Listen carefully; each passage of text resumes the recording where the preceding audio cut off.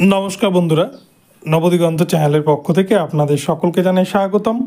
তো বন্ধুরা, এখন আমি আপনাদের সাথে যে আপডেটটি শেয়ার করতে চলেছি সেটি হচ্ছে এই মাত্র রাজ্যের মাননীয় মুখ্যমন্ত্রী তিনি কিন্তু এবারে গ্রুপ সি এবং গ্রুপ ডি যাদেরকে সুপ্রিম কোর্ট স্কুলে যেতে একদম পুরোপুরি বারণ করেছে, এই গ্রুপ সি গ্রুপ ডি এর প্যানেলে সবথেকে বেশি দুর্নীতি ঘটেছিল 26,000 প্যানেলের মধ্যে। সেই জন্য গ্রুপ সি গ্রুপ ডি এর যে চাকরি হারা যোগ্য অযোগ্য সকলকেই যে স্কুলে যেতে বারণ করেছে সুপ্রিম কোর্টের প্রধান বিচারপতি সঞ্জীব খান্না স্যার। আর এই রায়ের পরেই এবারে কিন্তু গ্রুপ সি গ্রুপ ডিরা আন্দোলন করেছিল, আমরা দেখেছিলাম। তারপরে এবারে কিন্তু মানবিক মুখ্যমন্ত্রী আজকে প্রেস কনফারেন্স করে ঘোষণা করে দিলেন রাজ্যের গ্রুপ সি এবং গ্রুপ ডি এর জন্য একটা কিন্তু ভাতা প্রতি মাসে তারা পাবে, তাদের জন্য বড় সুখবর।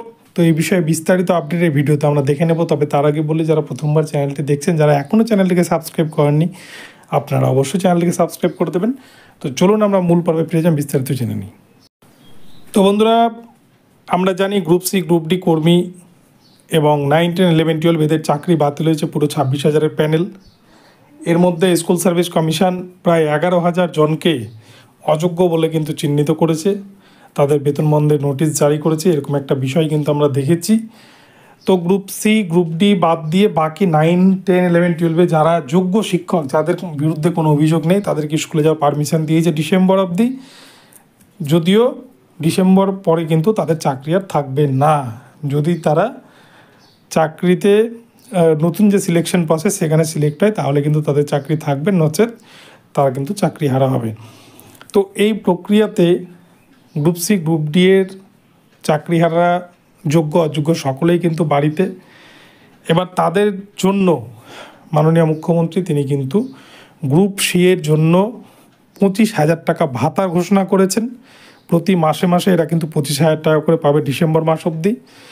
এবং যারা গ্রুপ ডি এ চাকরি করতেন তাদের জন্য কিন্তু 20,000 টাকার ভাতা পাবেন। অর্থাৎ তাদের চাকরি চলে গেল, তাদের কিন্তু অর্থনৈতিক যে দিক সেই দিকটা কিন্তু বহাল থাকছে, সেদিকে তাদের কিন্তু কোনো রকম ভাটা পড়ছে না। কেননা মাস গেলেই তারা কাজ না করেও, স্কুলে না গিয়েও কিন্তু 25,000 এবং 20,000 টাকা করে তারা ভাতা কিন্তু পেয়ে যাচ্ছেন। তো এই মাত্র কিন্তু কনফারেন্স করে এই আপডেটটি পেয়েছি আমরা। মাননীয় মুখ্যমন্ত্রী তিনি কিন্তু প্রেস কনফারেন্স করে জানিয়েছেন। তো তার কিন্তু স্ক্রিনশট আপনারা দেখতে পাচ্ছেন, যে খবরের চ্যানেল থেকে তুলে কিন্তু আপনাদের জন্য ভিডিওটি আপলোড করছি। তো ভিডিওটি ভালো লাগলে চ্যানেলটিকে সাবস্ক্রাইব করে দেবেন এই ধরনের আপডেট সবার আগে সর্বপ্রথমে পাওয়ার জন্য। চলুন আমরা পরবর্তীতে আবার নতুন আপডেট নিয়ে আসবো।